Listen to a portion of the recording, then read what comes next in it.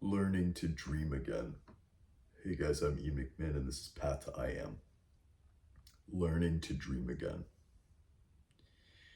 When we're kids, we dream.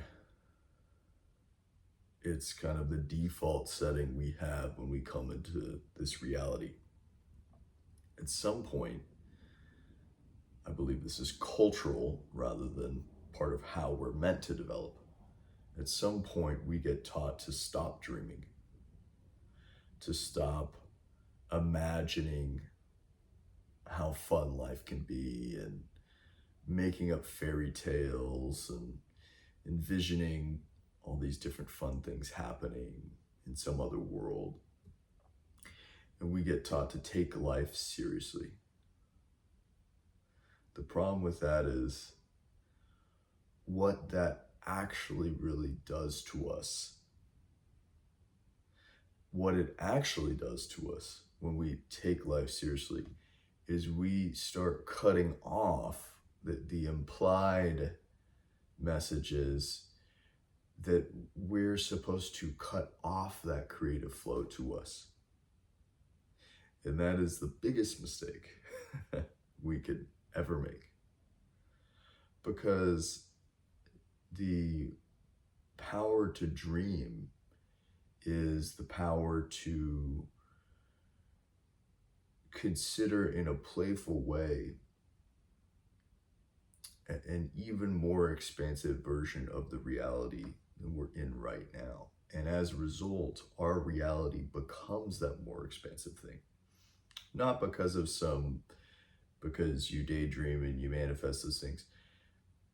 I mean, maybe that as well, but more than anything, when we have that ability to dream, we mix in this connection with a deeper power, with a higher power, with source, with our higher self, etc., into our day-to-day experience. We connect again and again with the deeper part of ourself. Either we can call it our inner being, we can call it our higher mind, whatever. We can call it the Tao, but the deeper part of ourselves that is always there, that's always guiding us, we get to be in touch with when we learn to dream again. And because, as I've talked about, this isn't about throwing your ego in the dustbin. Our ego is meant to be our assistant. It's meant to assist us in the living of life. The mistake we make is that it should be our guide. It should not be our guide. You would not have Siri guide you on your life path. You can have Siri schedule an event in your calendar, right? Our ego allows us to go, okay, let me open the calendar app and let me push this and perform the basic functioning that we need to get where we want to go. But the guidance we get is actually from this deeper self. And this is directly tied to the part of us that dreams, the part of us that does things that don't make sense, that follows the flow of life wherever it takes us, that always takes us in a surprising direction, but always in the direction that we need. And the fun part about this is we don't need to know where it's taking us. We get to find out in each moment. So each moment gets to be a surprise. And we're using our ego the whole time to put our pants on and show up to meetings on time and et cetera and et cetera. But we're being guided by something greater than us, by our greater self, our inner being, our higher mind, etc., that knows where we're meant to go. And the more that we can live from this place, the more we see that imagination, that ability to dream that we had when we were kids, was our connection with this deeper power within us. And so to go further, this isn't about choosing what to create in our lives in a logical level. Actually, what I'm saying is we unconsciously, in our deepest part of our soul, know where we want to go. And that is actually hidden from us logically. So we don't need to know where we're going. We can logically have goals that excite us, right? We can use our ego to focus on certain goals, but we use our deeper self to remain open to all possibilities, because most of the time the plans are just things that we enjoy going on until we go in a totally new direction. Nothing ever goes according to plan, right? I think that's general pattern. I hope I'm not misquoting that. But nothing ever goes according to plan, right? And so this ability to daydream and imagine and all of this is that ability to connect with our deeper self. And it is that ability to follow this gentle flow, which takes us in a unique path that we would have never gone on if we'd let our ego guide the way. The more we follow our ego, the worse our life will get. The more we follow the flow of our lives and allow our ego to be the assistant, which is the positive ego.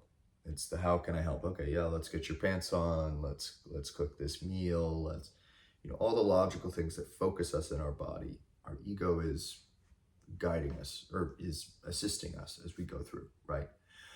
But we're choosing what to do in each moment. And we can be guided in each moment by this deeper self, by this inner being, this higher mind, etc., whatever we call it, by the God within us, etc., etc. And so this ability to dream, how do I let this in more? Let yourself daydream more. Give yourself time where you put down your phone, you put everything down, and you just let your mind go, and let it go where it's fun.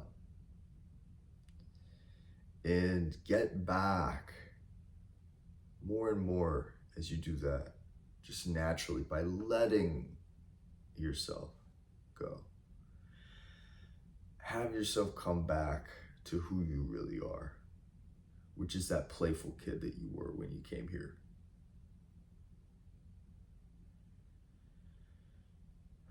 And life is just more fun. Let yourself dream again, because it's the most controlling act ever we can do as human beings, to cut off that ability to dream, or to let ourselves dream, but then to twist it in a negative way. Oh, well, that's a fantastical reality. I shouldn't be thinking there. No, celebrate it.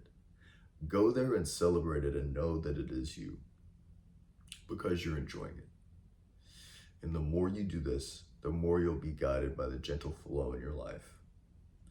The more your ego will relax, because it's getting to be in its true role, which is to assist you, not to guide you. And your life is just going to get really interesting. And you're just going to get what you need. And you're going to get to find out what that is. But you'll know in your body moment to moment that it is what you need, beyond what your ego ever told you before when it was in the driver's seat, what you quote unquote thought you wanted. Hi guys, I'm Ian McMahon. This is Path to I Am. I have links in the description for all of my services. The first is the Flagship program. I highly recommend that. It's the most accessible of everything. I also recommend 30-minute and 60-minute intuitive readings. Those are one-on-one sessions. I have a link to my donation page and a link to my podcast as well. All 5 of those things are in the description. Subscribe if you haven't yet. It puts my videos in your home screen.